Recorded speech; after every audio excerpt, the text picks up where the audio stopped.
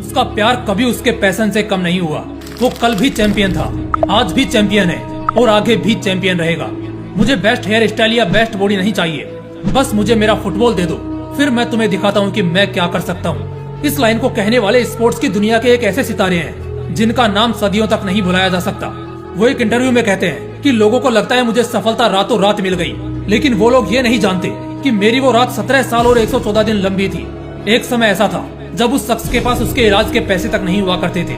कई बार रातें भूखे पेट तक बितानी पड़ती थी, लेकिन आज वही शख्स दुनिया का हाईएस्ट पेड स्पोर्ट पर्सन होने के साथ साथ दुनिया का सबसे अमीर खिलाड़ी भी है। जी हाँ, मैं बात कर रहा हूँ उसी शख्स की जिसका नाम आपके जहन में उतर रहा है। मतलब क्या शानदार प्रदर्शन किया उसने अपने करियर के आखिरी मुकाबले में, अपनी टीम को क्या यादगार जीत दिलाई।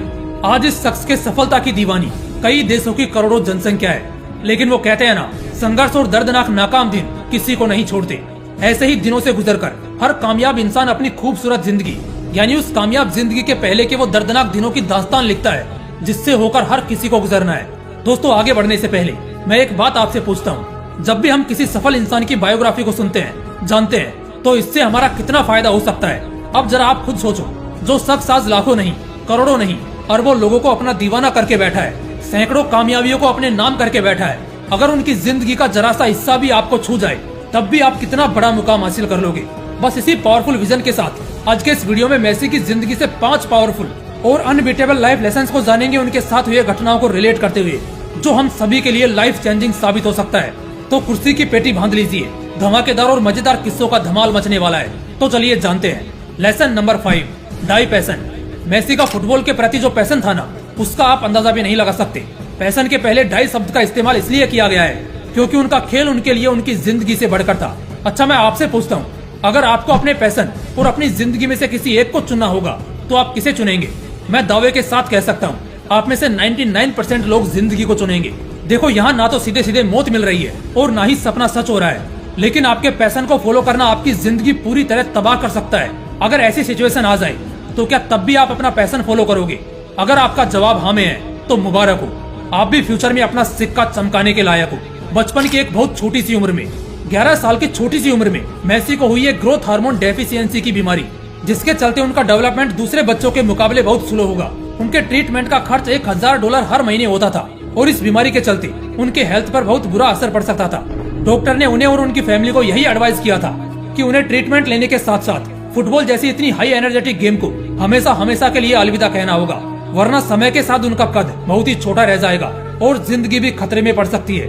यहाँ आम लोगों को नॉर्मल खांसी जुकाम या हल्का बुखार भी होता है तो वो काम वाम सब छोड़ देते हैं और बिस्तर पकड़ लेते हैं, मगर इस बंदे को उसके पैशन से इतना लगाव था कि वो शारीरिक कमी भी झेल गया और जुनून के साथ अपना पैशन खेल गया। Lesson number 4, dedication attracts miracles.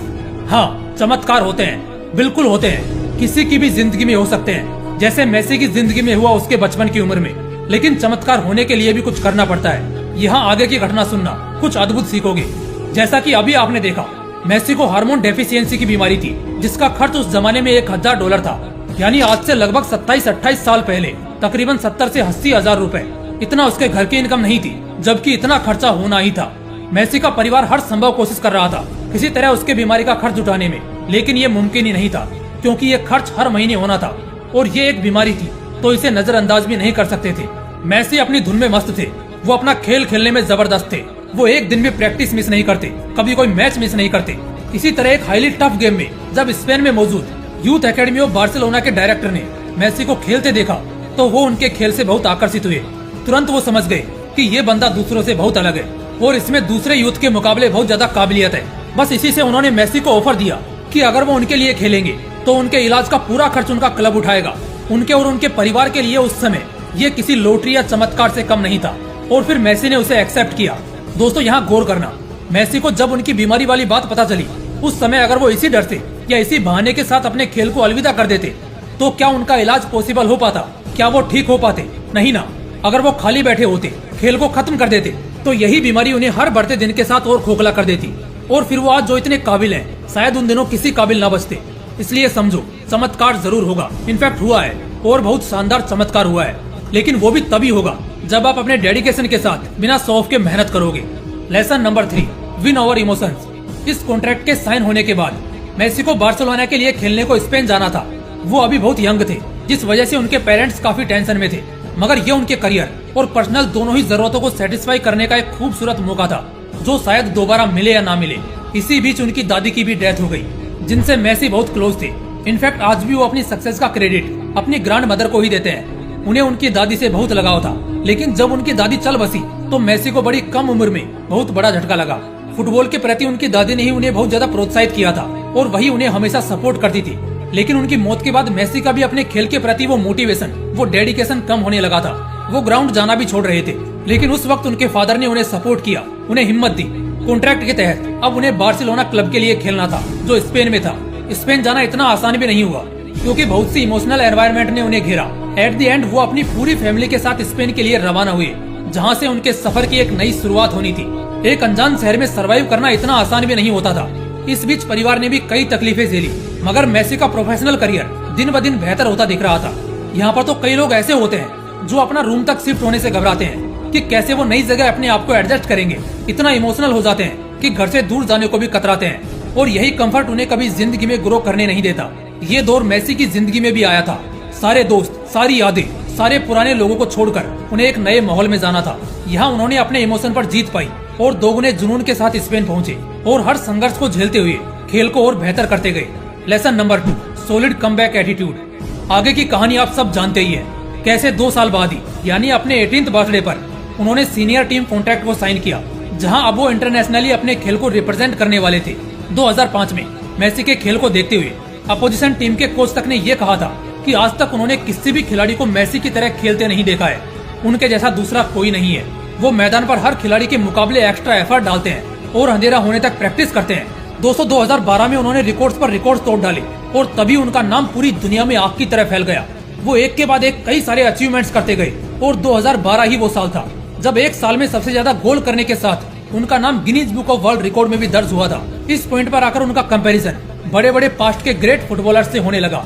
उनका और रोनाल्डो का हर साल एक दूसरे को चैलेंज करने का एटीट्यूड साफ झलकता, जिसे देखने के लिए पब्लिक पागलों की तरह दीवानी थी। लेकिन इन सब में सबसे इंटरेस्टिंग और इंस्पायरिंग पॉइंट क्या है जानते हो? अचीवमेंट्स और सक्सेस की जर्नी में तो समय का पता नहीं चलता, लेकिन बुरा वक्त भी हर किसी की जिंदगी में एक गाइडर के तौर पर जरूर आता है। ऐसा ही कुछ दिल टूटने वाला पल मेसी की जिंदगी में साल 2016 में आया था। मेसी इतना कुछ हासिल करने के बाद भी अपनी टीम को, यानी अपनी कंट्री अर्जेंटीना को इंटरनेशनल ट्रॉफीज दिलाने में नाकाम थे। इसी तरह 2016 के दौरान कोपा अमेरिका में अर्जेंटीना को मिली करारी शिकस्त के बाद मेसी बुरी तरह टूट गए थे। वो खुद में हारा हुआ महसूस कर रहे थे। अब उनका अपने खेल से विश्वास उठता भी नजर आ रहा था। बस इसी वजह से फाइनली उन्होंने रिटायरमेंट का प्लान बनाया। जी हाँ, मेसी तो इस साल रिटायर हुए, लेकिन उन्होंने साल 2016 में ही रिटायरमेंट का प्लान बना लिया था। मगर उनके फैंस और सपोर्टर्स के लगातार रिक्वेस्ट करने पर उन्होंने अपना मन बदला और वापस मैदान में उतर गए। उन्होंने दोबारा कमबैक किया और आगे उन्होंने अपने अचीवमेंट्स और खेल की गति को दोगुना कर दिया।